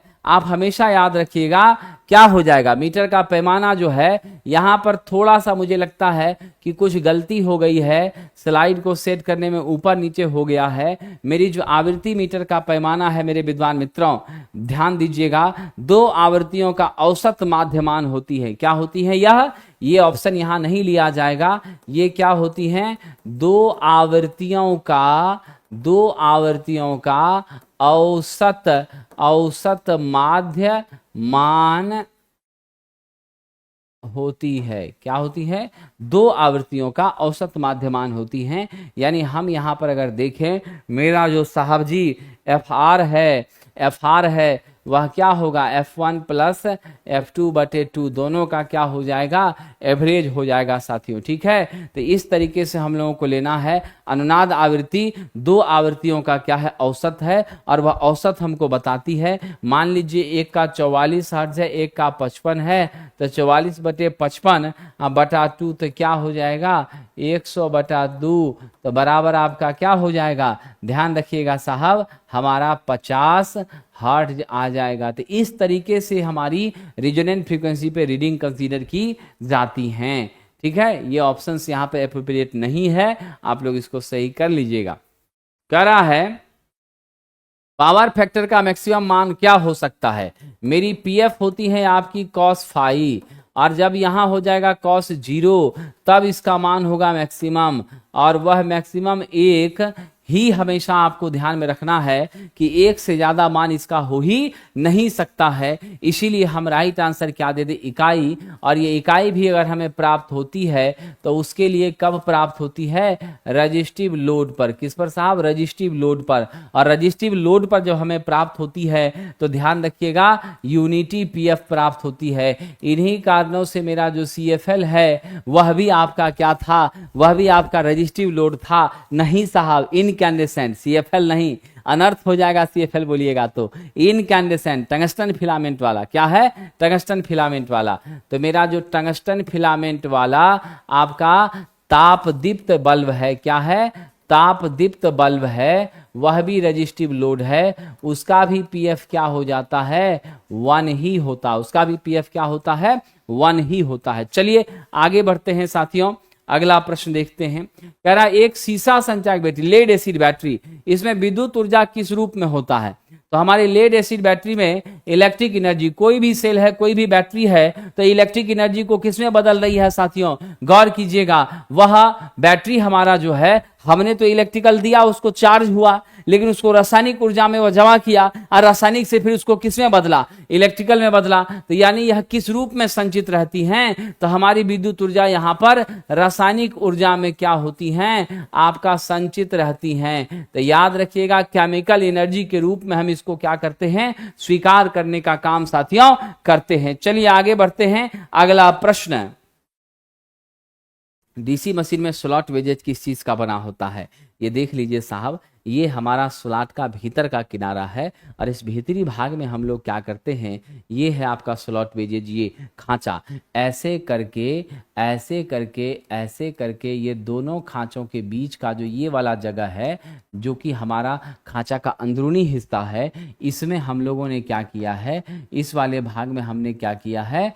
तार को ऐसे लेकर कैसे लेके आए हैं, लपेटने का काम किया है। तो ये वाला भाग, ये वाला हिस्सा हमारा नॉर्मली क्या कहला रहा है? स्लॉट वेजेज कहला रहा है। उस बीच में हम लोगों को पतला पतला क्या करना है? पत्ती देने का काम करना है। यानी आपका जो उत्तर हो जाएगा वो क्या हो जाएगा? ये मेरी सॉल्ट वेजेज सिलिकॉन स्टील की बनी है, इसीलिए कुछ अलग से लेने का जरूरत हमको नहीं पड़ता है। कुछ अलग से लेने का जरूरत हमको नहीं पड़ता है। इसीलिए साथियों हम सब ध्यान देंगे कि यह किसका बना है? सिलिकॉन स्टील का बना है। चुंबकीय गुण बेहतर होती हैं, पाथ हमारे मैग्नेटिक फ्लक्स को बेहतर मिलता है। इन्हीं बातों को ध्यान में रख करके किया जा रहा है। साथियों अब कह रहा है 8 मीटर चौड़ाई और 12 मीटर लंबाई का कमरा 15 लैंप द्वारा, क्या हो रहा है साहब? 15 लैंप द्वारा, ध्यान दीजिएगा, प्रकाशित किया जा रहा है, और 100 लुमेन प्रति स्क्वायर मीटर उचित रूप से एक समान रोशनी इसको देना है। प्रत्येक लैंप का ल्यूमेन 1600 है, तो कमरे का यूटिलाइजेशन फैक्टर क्या होगा? तो सबसे पहले तो आप कमरे का क्षेत्रफल निकालिए। तो कमरे का क्षेत्रफल हमारा क्या हो जाता है? लेंथ इनटू विड्थ, यानी 8 गुना 12। तो ये 8 गुना 12 तो मेरा क्या हो गया? कमरे का क्षेत्रफल हो गया, पहली चीज। दूसरी महत्वपूर्ण चीज मेरे विद्वान विद्यार्थियों, अब यहां पर आइए, ये 12 8 कितना हो गया? 96 मीटर का स्क्वायर हो गया। चलिए इसको भी हम लोग कैलकुलेट कर लिए। अब यहां पर ध्यान दीजिएगा, जो महत्वपूर्ण चीज है वो क्या है? 96 मीटर स्क्वायर तो यहां निकाल लिए। प्रदीप्ति आपका कितना दिया है? 100 ल्यूमेन प्रति मीटर स्क्वायर। यही होता है ल्यूमेन प्रति मीटर स्क्वायर, हमारा क्या होता है? प्रदीप्ति का या लक्स प्रदीप्ति का यूनिट होता। अब क्या कह रहा है? लैंप की संख्या 15 है और प्रत्येक लैंप में फ्लक्स कितना है? 1600 है, ठीक है ना? तो अब हम लोगों को आवश्यक ल्यूमेन यदि निकालना हो तो मेरा आवश्यक ल्यूमेन देख लीजिए क्या है। आवश्यक ल्यूमेन होता है हमारा F बराबर E इंटू ए। ई मेरा क्या है साहब?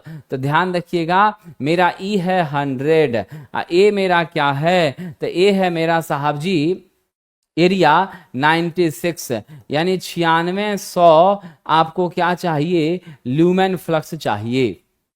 बल्ब से उत्सर्जित फ्लक्स कितनी हो रही है? तो हमारा उत्सर्जित फ्लक्स देख लीजिए वह कितनी हो रही है?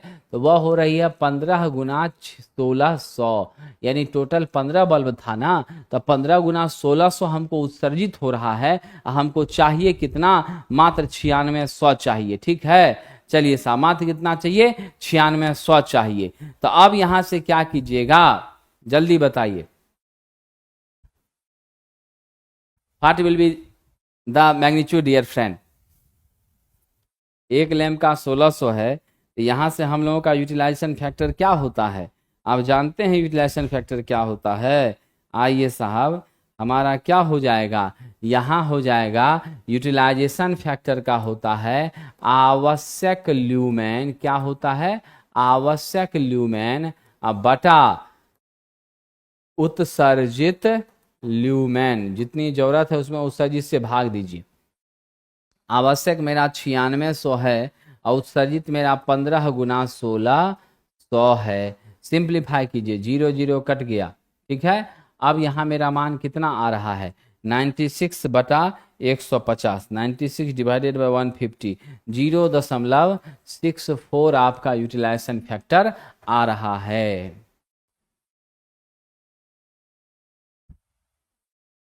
क्या आ रहा है? ओ 150 नहीं नहीं जी, यहाँ 1600 है, वही तो हमको लगा। यहाँ 1600 है, हम ले लिए है 10, क्या हो जाएगा? 1600।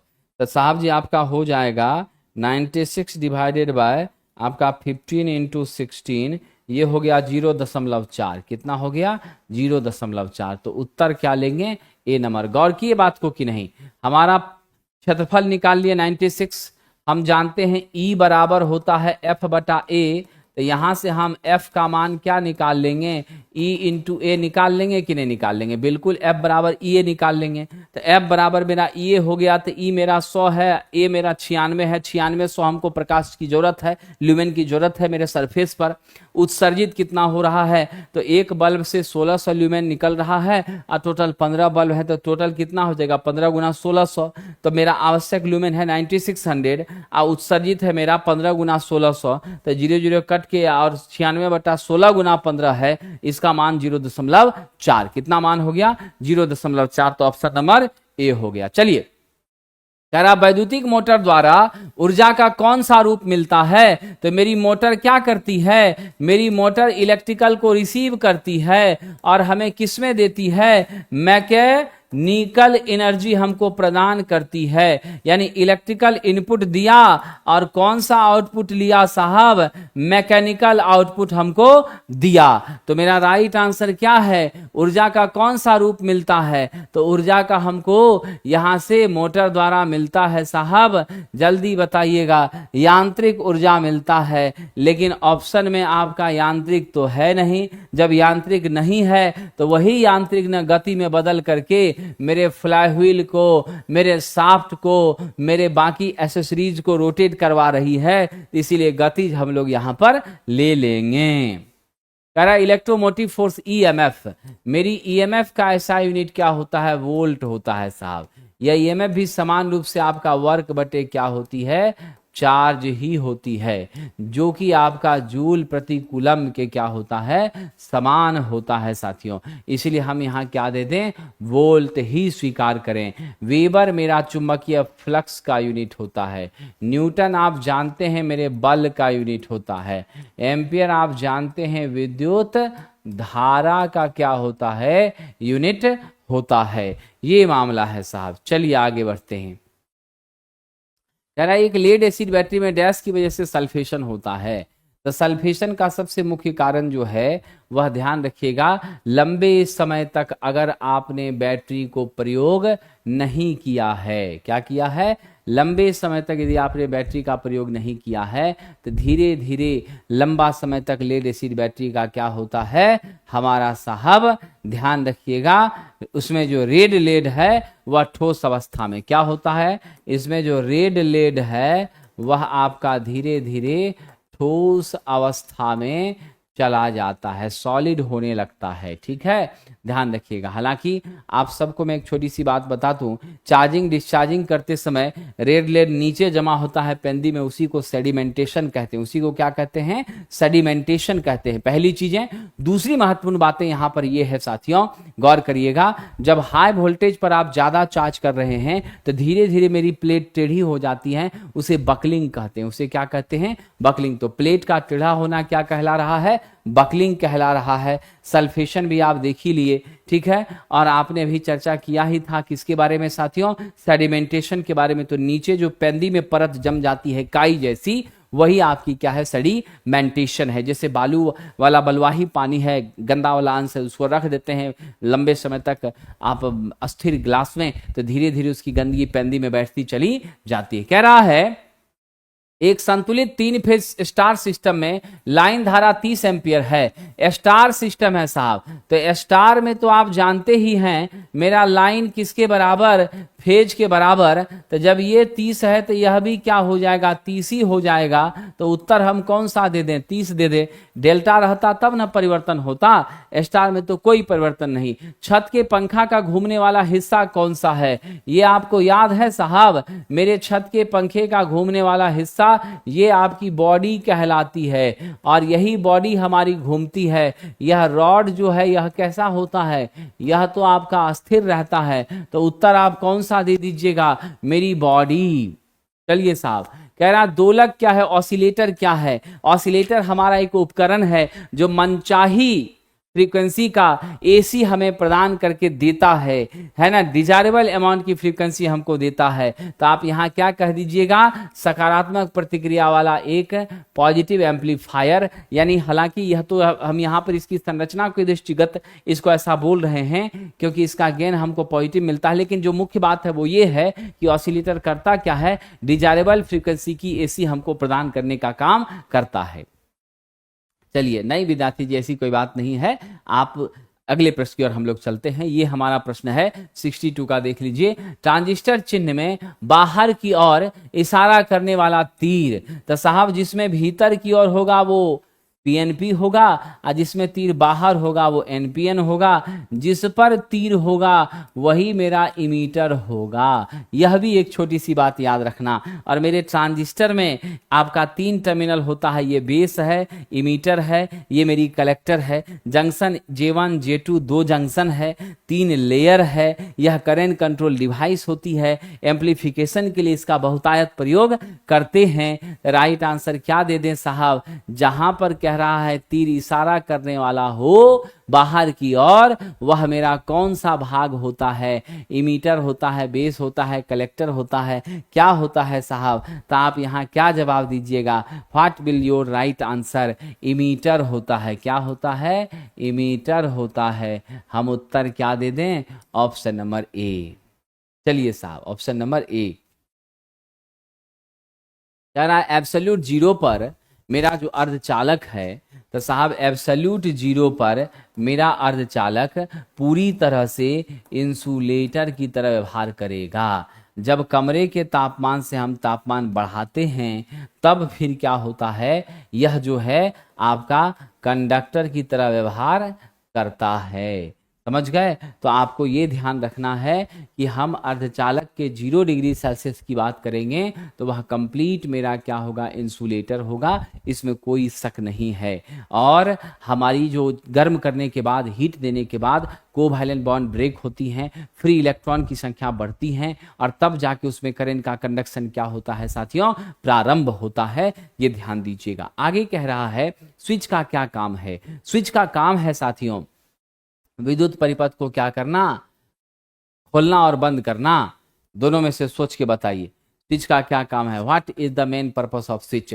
ये खोलना मतलब तार नहीं खोलना, खोलना मतलब ऑन करना, बंद मतलब ऑफ करना। तो इसका काम ही है ऑन और ऑफ करना। उस दृष्टिगत सोचिए तो सही है।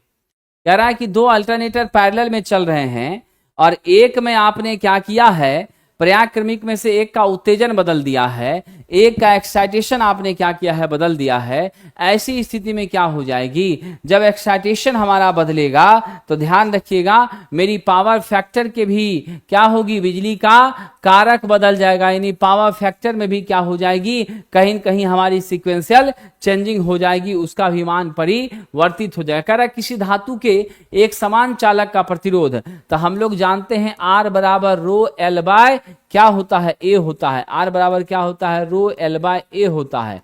तो मेरे R का बिल्कुल व्युत्क्रमानुपाती क्या है, मेरा एरिया है। अब यहां से कह रहा है एक समान चालक का प्रतिरोध किसके व्युत्क्रमानुपाती होता है। तो अब जरा गौर करके बता दीजिए what will be the right answer for this question. यह तो बड़ा गंभीर क्वेश्चन है। हमारा चालक क्या है, एक समान है, यानी आपका कॉपर का ही दोनों कंडक्टर है और इस दोनों की बात हो रही है। व्युत्क्रमानुपाती में एरिया है, समानुपाती में मेरा लेंथ है, ठीक है कि नहीं, समानुपाती में मेरा टेम्परेचर है, समानुपाती में मेरा नेचर ऑफ मटेरियल है। क्या है, नेचर ऑफ मटेरियल है। तो यदि व्युत्क्रमानुपाती पूछता, अगर आपका क्या पूछता, इनवर्सली प्रोपोर्शनल, क्या पूछता जी, इनवर्सली प्रोपोर्शनल पूछता, तब हम लोग एरिया लेते। यहां अनुक्रमानुपाती पूछा है। अनुक्रमानुपाती क्या होता है, इसी को हम लोग सीधे समानुपाती कहते हैं। तो जब यह सीधे समानुपाती होता है तो ऐसी स्थिति में आप ध्यान रख लीजिएगा क्या होगा साहब, यह लंबाई का समानुपाती होगा। लंबाई बढ़ेगी इसका मान बढ़ेगा, लंबाई घटेगी इसका मान घटेगा साहब। चलिए आगे बढ़ते हैं। अगला प्रश्न है 1500 volt 50 hertz 250 primary turns 50 secondary turn वाले सिंगल फेज ट्रांसफर के लिए फ्लक्स का मैक्सिमम मान क्या हो सकता है। तो मेरे पास V1 आपका 1500 वोल्ट दे दिया है, V2 मेरा नहीं दिया है। अब यहां गौर करिए मुझे क्या दे दिया है, और N1 दे दिया है 250, N2 मुझे दे दिया है 50। सिंगल फेज ट्रांसफर के लिए फ्लक्स का अधिकतम मांग यानी आपसे फाई बराबर वाट पूछ रहा है। मेरा काम तो बन जाएगा इसी से, है कि नहीं है। हम सीधा क्या जानते हैं, फाई बराबर क्या होता है, E1 बटे 4.44 FN1। इतना डाटा है मेरे पास। E1 मेरा क्या है 1500 है, और नीचे आपका क्या हो गया 4.44। F हमारा क्या है, फ्रीक्वेंसी 50 है। N1 हमारा क्या है साहब, गौर कर लीजिएगा 250 है। अब इसको सिंप्लीफाई कर दीजिए, क्या मान मेरा आ जाएगा, 0 0 कट गया, 0 0 कट गया, 25 25 125, 15 बटे 4.44 गुना 125। सिंप्लीफाई करिए 0.027 वेबर आ रहा है। आप लोग चेक करके डाटा देख लीजिएगा, मैं भी क्रॉस चेक कर ही लेता हूँ, 0.027 ही होना चाहिए। अब जरा देख लेते हैं साहब, जस्ट अ सेकेंड। बिल्कुल 0.027 बिल्कुल राइट आंसर है, ऑप्शन नंबर बी। मैंने भी चेक कर लिया डाटा। अब आइए साथियों आपको बता दूं कि अगर आप बेहतरीन सफलता चाहते हैं इस बचे हुए समय में, क्योंकि प्रतिदिन टाइम आपका घटता जा रहा है, घटता जा रहा है, लक्ष्य एग्जाम का नजदीक आता जा रहा है, ऐसे सिचुएशन में हमारी बेसिक साइंस इंजीनियरिंग ड्राइंग की बुक रुक्मिणी प्रकाशन से, और ट्रेड की थ्योरी की बुक, ऑटोमोबाइल की बुक, मैकेनिकल की बुक, ये फीटर वालों के लिए, डीजल के लिए हैं। इन चारों बुक की मदद से आप अपने समस्याओं के साथ निजात पा सकते हैं। मैथ रीजनिंग के अलावे अन्य सब्जेक्ट जो आपके रिजल्ट की बड़ी भूमिका निभाएंगे उसमें आप मदद प्राप्त कर सकते हैं। ये किताबें ऑनलाइन ऑफलाइन हर जगह उपलब्ध है साथियों। चलिए, कह रहा धारिता का मान मापने के लिए निम्न में से किस ब्रिज का इस्तेमाल किया जाता है? तो साहब कैपेसिटेंस मापने के लिए कौन सा ब्रिज? Schering bridge. तो शेयरिंग ब्रिज किसके लिए? कैपेसिटेंस के मेजरमेंट के लिए।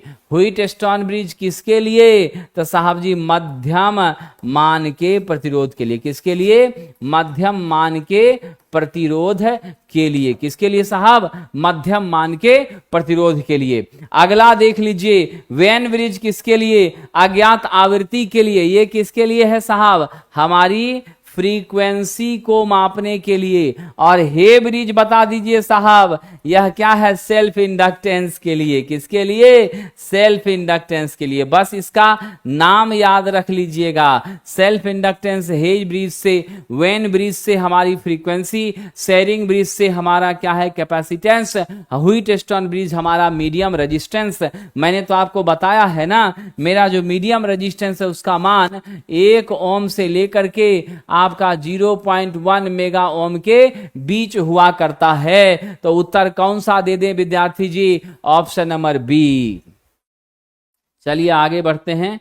अगला कह रहा है 5 माइक्रोफेराड की कुल धारिता देने के लिए 15 माइक्रोफेराड के कैपेसिटर के साथ श्रेणी में कितने मान का कैपेसिटर आपको जोड़ना पड़ेगा? मामला तो टेंशन भरा है जी।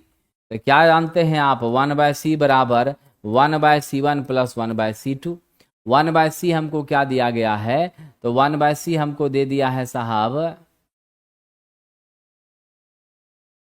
1/5 बराबर 1/15 प्लस, चलिए कैलकुलेट करिए, सिंप्लीफाई करके देखिए साहब क्या हो रहा है। हम ऐसा नहीं कर सकते हैं, इस तरफ ले आए 1/5 माइनस 1/15 बराबर 1/c2। अब आइए साहब, हमारा एलसीएम क्या हो गया? 15 हो गया। ऊपर आपका क्या हो गया? 15 माइनस 1 14/15। क्या हो गया? 14/15। 5 दिया 15, 3 3 3 3 3। क्या हो गया हमारा? 5 से 15, 3 माइनस 1 बराबर आपका हो गया 3 माइनस 1 बराबर हो गया 2/15। तो 2/15 मेरा आ गया। और ये मान किसका है? 1/c2 बराबर 2/15। तो यहाँ से c2 बराबर 15/2 यानी 7.5 माइक्रोफेराड हो जाएगा। क्या हो जाएगा? Option number B 7.5 microfarad. ठीक है, तो इस तरीके से हम लोग इसको कर लिए। बस आगे बढ़ते हैं साहब। अगला सवाल कह रहा है दी अल्टरनेटर एक उच्च घूर्णन वाला आर्मेचर है और 3 फेज स्टार से उसको सप्लाई दे रहे हैं, तो कितना स्लिप रिंग हमारे अल्टरनेटर में होगा? मामला तो बड़ा गंभीर बुझा रहा है। ठीक है, अल्टरनेटर जो है 3 फेज स्टार आपूर्ति से जुड़ा हुआ है। तो यदि यह साहब स्टार आपूर्ति से जुड़ा होगा तब हम लोगों को क्या करना पड़ेगा? 4 स्लिप रिंग की जरूरत पड़ेगी। हालांकि इसके रोटर में जो डीसी एक्साइटेशन दिया जाता है तो उस डीसी एक्साइटेशन के लिए वहां पर 2 ही स्लिप रिंग से काम चलता है। क्या होता है?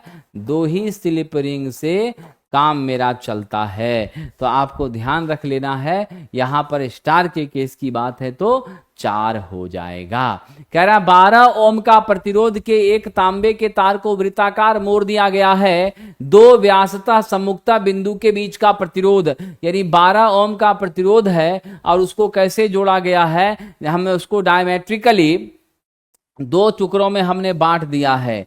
ये है आपका एक टुकड़ा, दूसरा ऐसा टुकड़ा और सर्किल के रूप में जोड़ा है। यह भी 6 है, यह भी 6 है। तो आर इक्विवेलेंट मेरा क्या हो जाएगा? 6/2 यानी 3 ओम हो जाएगा। ऑप्शन नंबर डी, क्योंकि जब सेम प्रतिरोध पैरेलल में हो तो आर इक्विवेलेंट क्या होता है, आर बटे एन हो जाता है। 2 है तो इसीलिए एन 2 हुआ, आर मेरा 6 है तो यहां हमने 6 लिख दिया। ठीक है, तो मेरा राइट आंसर विद्यार्थी जी क्या हो जाएगा, ऑप्शन नंबर यहां से डी हो जाएगा। चलिए आगे बढ़ते हैं।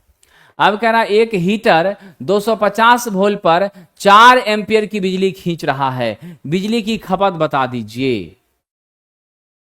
बहुत टफ क्वेश्चन है विद्यार्थी जी। बिजली की खपत क्या होती है, P बराबर V इंटू आई होती है। V क्या है 250 है, I कितना है 4 है, बराबर क्या हो गया 1000। क्या लिख सकते हैं 1 किलोवाट। कौन सा उत्तर दे देंगे, बी नंबर। चलिए आगे बढ़ते हैं।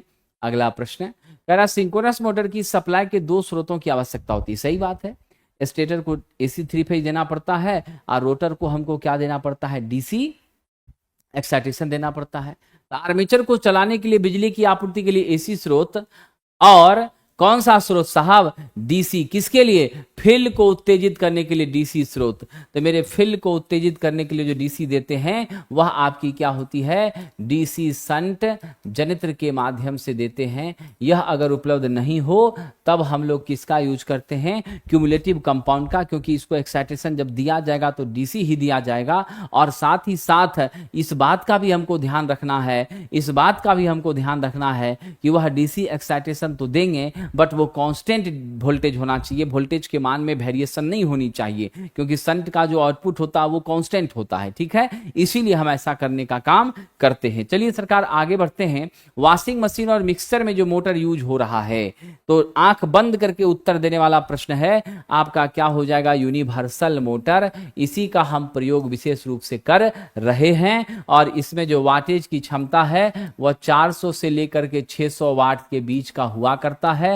इसमें हमारी स्पीड जो है साहब, मिक्सचर की अगर विशेष रूप से बात करें तो 3000 आरपीएम से लेकर के हमारा साहब 14000 आरपीएम के बीच इसका स्पीड होता है। टॉर्क अधिक होती है, AC DC दोनों पर काम करती हैं। ठीक है, बहुत बहुत इंपॉर्टेंट क्वेश्चन भी है और बहुत इंपॉर्टेंट आपका क्या है, ये मोटर भी है, यूनिवर्सल मोटर। एक एक क्वेश्चन तो टकराना ही है इससे। पीटी क्या है, तो हमारी पीटी जो है एक प्रकार की साहब, पीटी मेरी क्या है, स्टेप डाउन ट्रांसफार्मर है। क्या है, स्टेप डाउन ट्रांसफार्मर है। सेकेंडरी में हम लोग क्या करते हैं, 100 से 110 वोल्ट का वोल्टमीटर लगाते हैं और प्राइमरी के हाई वोल्टेज को इसकी मदद से हम लोग मापने में क्या करते हैं, सक्षम हो जाते हैं साथियों। ठीक है, तो मेरा यह क्या है, स्टेप डाउन प्रकार का एक ट्रांसफार्मर है। हाँ, लेकिन इसके सेकेंडरी यदि खुले भी रहें तो कोई फर्क नहीं पड़ता, लेकिन मेरे सीटी का सेकेंडरी कभी खुला नहीं होना चाहिए। ठीक है साथियों, तो आज यहीं पर परिचर्चा समाप्त होती है। कल फिर आपकी सेवा में हाजिर होंगे। लगातार ये 6ठा हमारा है, अभी 14 और टेस्ट होने हैं और उन टेस्टों के साथ भी हम आपकी सेवा में हाजिर होंगे और आपकी परीक्षा के लिए जो सपोर्ट, जो मदद हमसे हो सकता है वह करते रहेंगे। आप लोग निरंतर इन प्रश्नों की प्रैक्टिस करते रहिए और हमारे साथ जुड़े रहिए। निश्चित आपको फायदा महसूस होगा और आप सफलता भी प्राप्त करेंगे। आपके उज्जवल भविष्य की शुभकामनाओं के साथ आज विदा लेता हूं, कल फिर मुलाकात होगी। बहुत बहुत धन्यवाद साथियों।